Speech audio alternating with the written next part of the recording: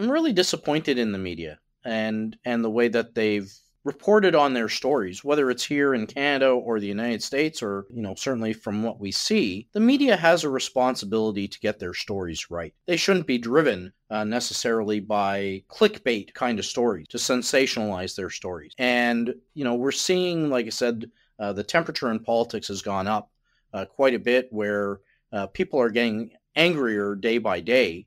And the media can certainly play a role in terms of lowering the temperature with respect to the political discourse that's going on both in our country and the United States. And, we'll see how this story turns out.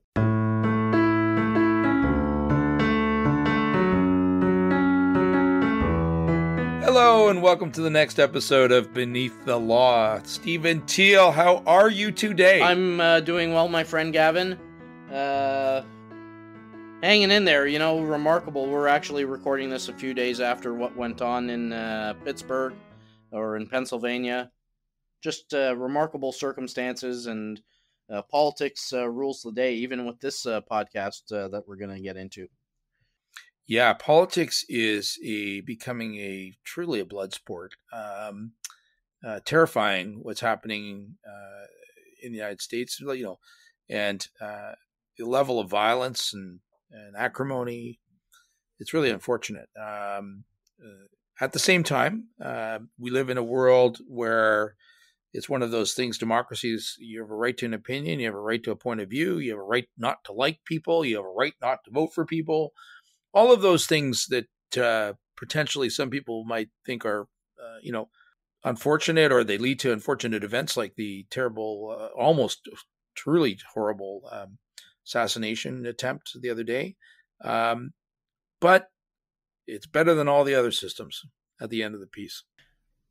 Well, look, it's democracy is not easy, for sure. And the temperature in terms of what is taking place between right-wing and left-wing of politics has certainly gone up, probably over the last decade, which manifests itself in various ways. And, given technology and the ability to conduct espionage, sitting in a bunker somewhere on a computer being very high, there are allegations that certain countries are certainly trying to influence the outcome of elections and interfere. Yeah, I mean, I come back to the point that the vulnerability of the democratic system is its ability to put forward alternative points of view, some of which many people don't like to hear or don't agree with, and vehemently and sometimes violently do not agree with. And the alternative is the other type of government, which is authoritarian, where there are no points of view other than that dictated by those in power. And those governments quietly at sometimes seek to extend their influence and use what is perceived to be the vulnerability of the democratic process to subvert or influence or gain traction or control over other countries through the use of surrogates or what have you in those democracies. And we've had such a issue here arise in Canada, where Canadian politics has been certainly been a bit of an earthquake, where there's been notions of interference by the Chinese government and the Chinese Communist Party seeking to gain influence in Canadian democracy and over Canadian lawmakers, and certainly has raised a lot of issues in respect of that, and a lot of issues in the media with respect to that. Well, and Gavin, I just want to back up and make one comment in terms of democracy. And what really concerns me is the manipulation of facts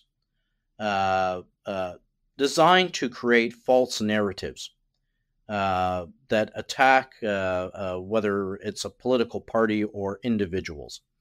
And what really is of concern for me, as being a very strong supporter of democracy, is that our media has fallen into this cycle or I don't know, this movement to promote and twist facts to make certain politicians look bad.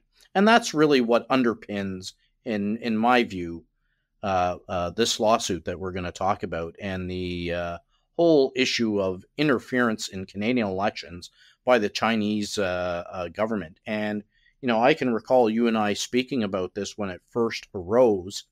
We're talking about what, $250,000 being used to somehow interfere in Canadian elections. And you and I think, both were just taken aback and saying, that's interference in a Canadian election? That's nonsense. And unfortunately, it's impacted, a former Liberal member of Parliament, Han Dong, who is actually from the Toronto area, represents a riding here, and media reports basically destroyed his reputation. Yeah, so let's back this up and turn it into the factual matrix that had occurred at the time where this came from. There's been a number of allegations with respect to a number of politicians that the Chinese government has, through either directly or indirectly, supported campaigns of various politicians, made contributions directly or indirectly to their campaigns. But this particular, the particular facts that surround this was the very, very highly publicized standoff between the Canadian and Chinese governments over the detainment of the Huawei executive here in Canada, who was to be extradited to the United States, and what many considered the tit-for-tat detainment by the Chinese government of what is colloquially referred to as the two Michaels, who were two gentlemen named Michael, who were Canadian, who had been detained by the Chinese government on what appeared to be rather auspicious circumstances or suspicious circumstances. And the thought was that they were being held as retribution for the Canadian government's detainment of the Huawei executive. And in the context of that issue, there was some evidence of a discussion between a Canadian member of Parliament, Mr. Dong, and a Chinese diplomat in respect to the release or non-release or continued detainment of the two Michaels.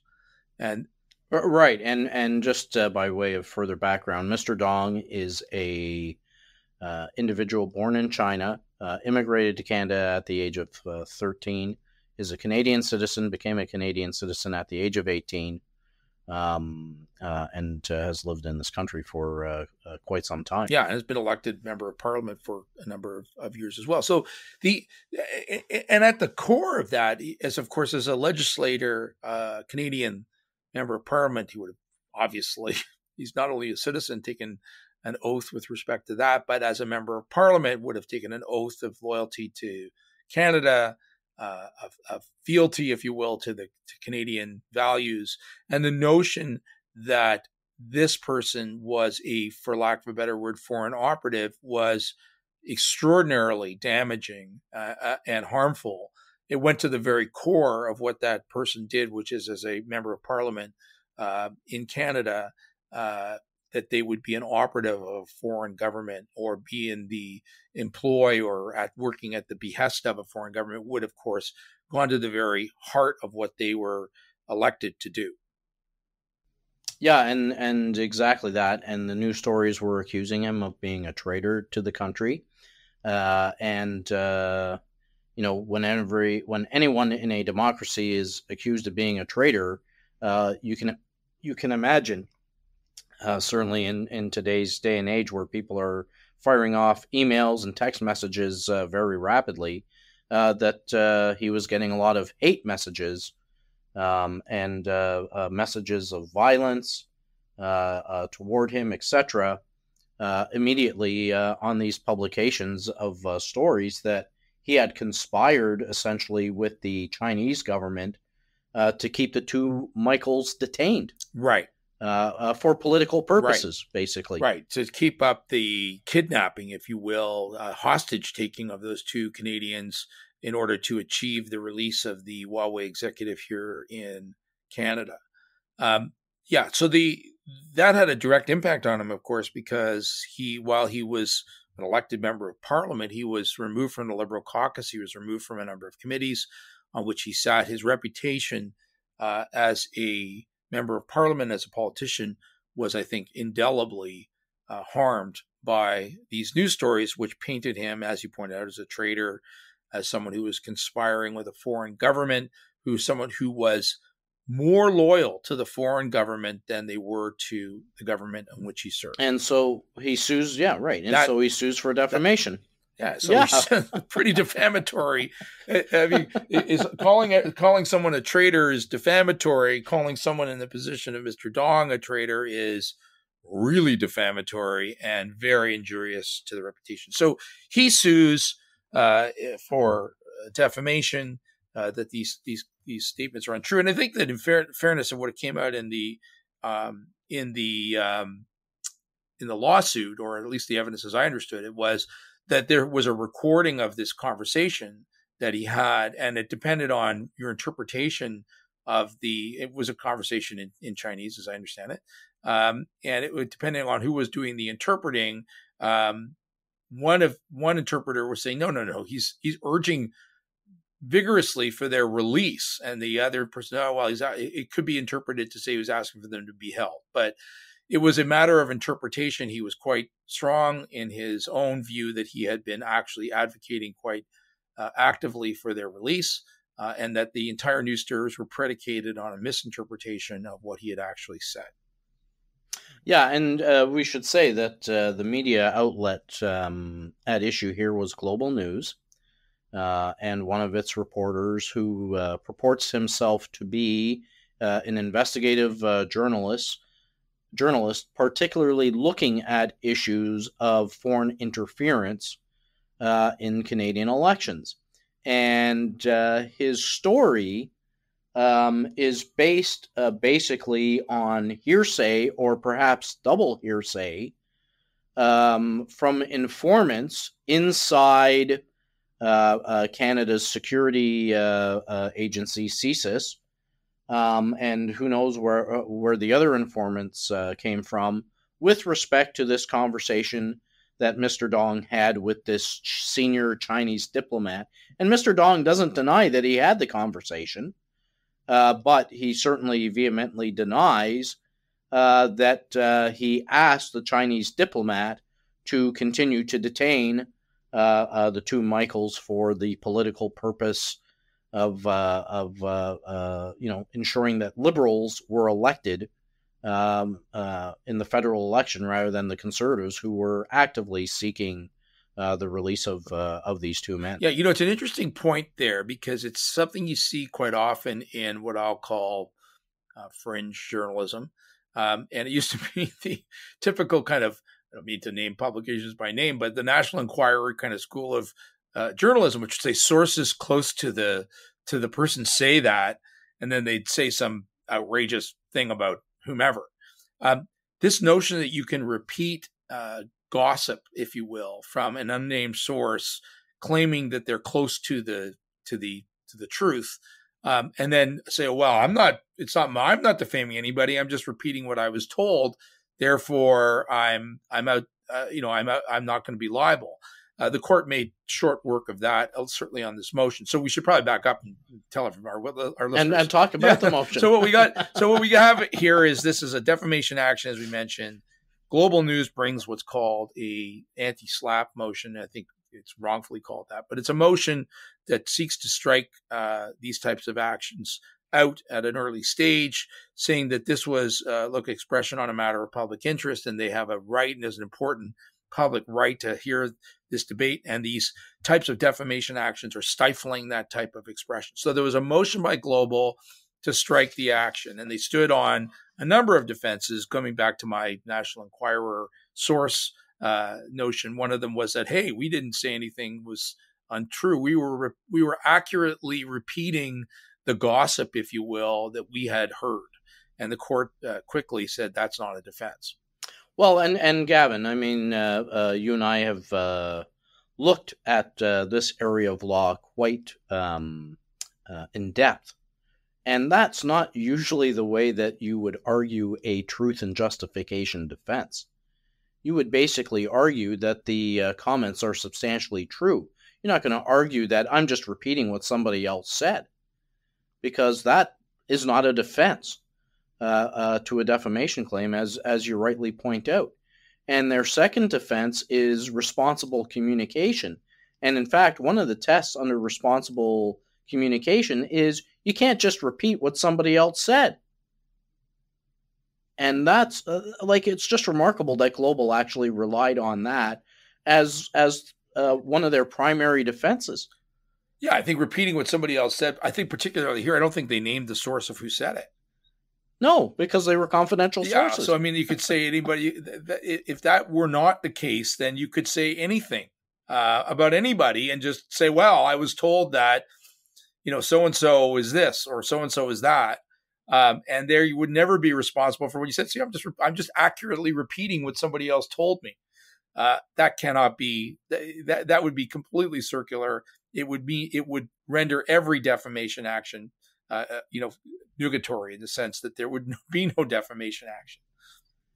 So, and anyway, it's just reading that decision, I just was struck by that a sophisticated defendant like Global News would try and make that kind of an argument in defense of in support of their motion to shut down essentially Mr. Dong's lawsuit. Right. And I think that the important point to keep in mind is I think that there has to be some proportionality in the amount of investigation and the responsibleness of the journalism involved with the nature of the allegations that are being made. So the more serious the allegation, the more damaging that allegation, the more of an onus there is on the media to investigate those allegations, provide some sources for those allegations, provide some substance to them before making them, because you can't undo those types of allegations. Calling a lawmaker and a member of parliament a traitor is career-ending, and it is the type of an allegation that if you're going to make it, you better have done your homework before you do. Yeah, so Mr. Dong, basically, just the way anti-SLAPP works, we've talked about this before on other podcasts, is, there's an initial onus on the moving party to show it's a matter of public interest, which was quite easy here because it is a matter of public interest, foreign interference in elections. And then the burden shifted onto Mr. Dong to prove that he had an action that had merit, that the defenses were not valid, which is what the court found. And then what some call the crux of the test, that his right to bring the lawsuit and vindicate himself outweighed Global News's right to express their views on about him. So it was tremendously damaging to Mr. Dong. The court found that. In terms of the seriousness of the allegations and the hatred that he was exposed to and his loss of reputation. And that, the Global News certainly, was not the party standing on the side of angels with respect to shutting down the lawsuit. And I think what is great about this decision is that the court speaks to the issue that there's a public interest in having this heard, because if Mr. Dong is found to be a traitor, that's important to know. And on the opposite side, if Global News's accusations are flimsy and do not have a support, it's important for the public to know that Global News didn't really do its job. Yeah, I mean, I think at the crux of it, it is important to know whether or not those allegations are true. One way or the other, and that would not have been determined by this lawsuit. You would have had one side saying, well, so I was told this, and the other side saying that's not true, and the question would remain unanswered. The trial will now, if justification certainly is pursued as a defense, and although the court seemed to think that it didn't have much chance of success, it's still certainly pleaded, The issue of whether or not Mr. Dong was indeed in the employ of a foreign power will be tested and fully aired out, and there's a public interest, frankly, in having that occur. Yeah, and Gavin, you don't want to gaze into the crystal ball too far, and it's not really our job to provide opinions with respect to the outcome of a case and what will happen. But once the court shoots down the defense because it's simply the story is based on the repetition of what somebody else said, I think Global News is going to have a real uphill battle in defending this lawsuit. Unless there's evidence that clearly comes out that Mr. Dong, was acting in the interests of the Chinese government somehow. And I gotta tell you, I think Global News is gonna have a very, very difficult time defending this lawsuit.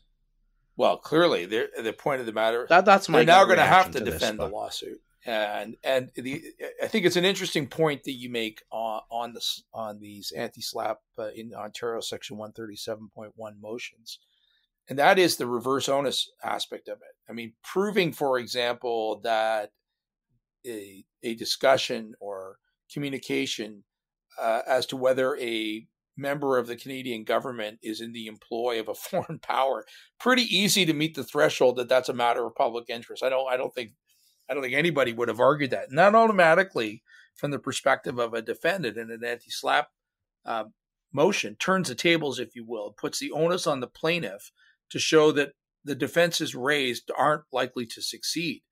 That's a very different position to be in than one would be at a trial where a defendant has all of the onus to show that their defenses will succeed. They don't have to sit back and prove that I'm going to lose. And that's exactly what the onus that was placed on Mr. Dong on this motion, in which he succeeded. And the court said, no, I think that there's a strong likelihood these defenses will not succeed. Now, as you point out, that is not a final determination. It doesn't mean that they're out of court on those issues. But as you point out, they've certainly got a steep hill to climb if they're going to succeed on those points. And if that's the best they've got, frankly, they need to take a long, hard look at their position vis-a-vis this defendant. And I say that, doubling down, if you will, on justification as a defense is always a risky strategy when you're in the position of a defendant in a libel claim, because you are, to some extent, aggravating the initial sting of the libel by repeating it, saying it's true, it's true, it's true throughout the lawsuit. If you lose on that, that can go very, very badly for you in terms of damages. Well, and certainly we're talking about a major news outlet in Canada, Global News, probably one of the top. I think they're actually owned now by CTV or I'm not sure what the corporate name is, but it's a major news outlet. And we've seen in Canada cases where the CBC has defamed individuals. You're looking at significant amount of punitive damages for Global News if they're not able to prove their defenses. And you're absolutely right. The truth and justification defense, if they continue to rely upon that all the way to trial and they lose, is going to be an aggravating factor that will increase those damages. And I also think that there's an aspect of this that, media, as you point out, media has a responsibility. They are the fifth estate of democracy. And unfortunately, for whatever reason, I think we live in an age of infotainment, in the sense that there's this notion that, we really want to create sensational stories because they're going to improve our ratings. We're competing all the time against all sorts of new media to try to stand up. We're competing against all these amazing podcasts that are out there, like Beneath the Law. And, we've got to say something that people are really going to pay attention to. So we need exciting and salacious stories. And it's not much of a salacious story that an MP was calling a Chinese diplomat to try to argue for the release of 2 Canadian citizens. Nobody's going to watch that. Nobody cares. Now, turn it around and say, here we got a MP who's a traitor to the country. All of a sudden, you got a lot of eyeballs on your story. You got a lot of hits on your story, and your revenue stream goes up. So there's a commercial motivation on the part of commercial media to sensationalize stories, to tell stories a certain way that is going to create interest. I think that that's going to go to damages as well. I think a court will be looking at why were you so eager to find this story? Why were you so eager to report it in the way that you did? And why have you stuck to it, even though there's no evidence now, or there's very little evidence to support the story in the way that you told it? And I think that's going to go to damages. It should go to damages. Yeah, and just as a follow-up on that, I mean, this story did result in Parliament appointing a special rapporteur to investigate interference. And I think, from what I understood, Mr. Dong was not. There was no final determination made that Mr. Dong had done anything wrong. And, you know, there's also another report that's come out that is for the eyes only of certain parliamentarians, so we haven't even seen that as Canadians. But I gotta tell you, Gavin, you know, I'm really disappointed in the media and the way that they've reported on their stories, whether it's here in Canada or the United States, or certainly from what we see. The media has a responsibility to get their stories right. And they shouldn't be driven necessarily by clickbait kind of stories to sensationalize their stories. And, we're seeing, like I said, the temperature in politics has gone up quite a bit, where people are getting angrier day by day.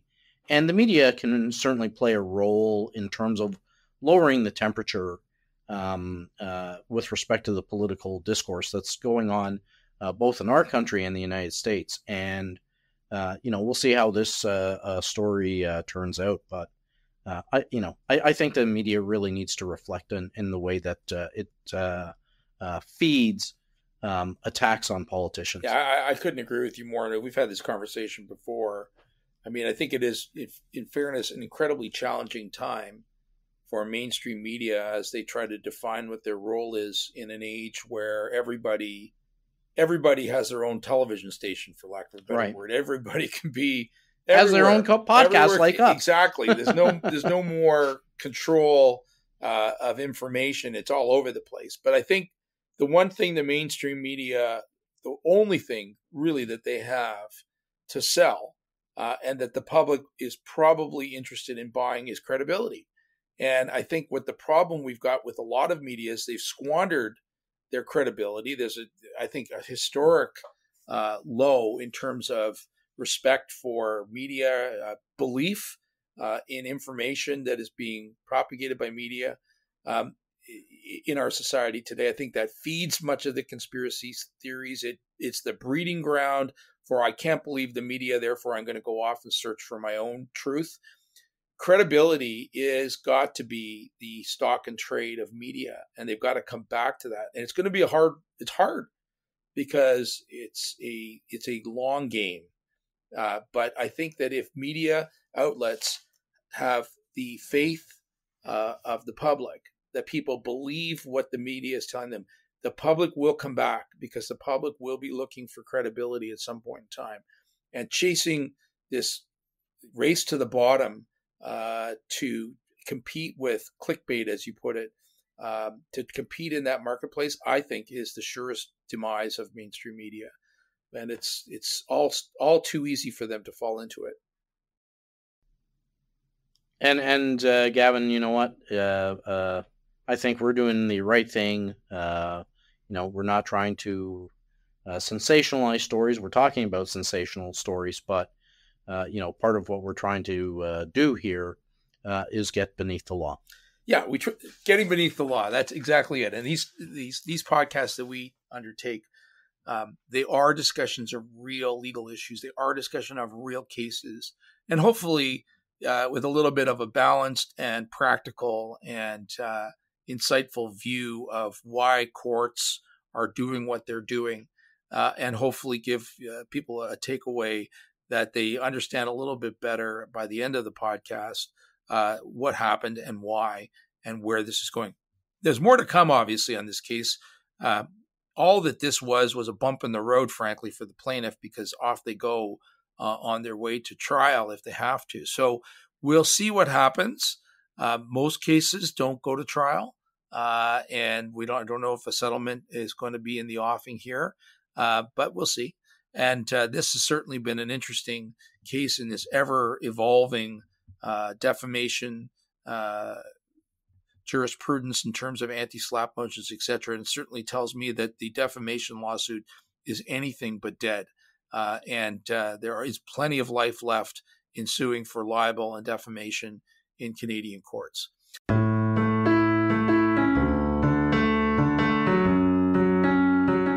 So, Stephen, thank you once again for a very interesting and topical discussion. And to our listeners, please rate us if you can. Give our podcast coordinates out to your friends who might be interested in these types of legal issues, or just interested in sort of how the law and political events and public events intersect. Shout out to our producer, Doug Downs, and always remember, if no one is above the law, then everyone is beneath it.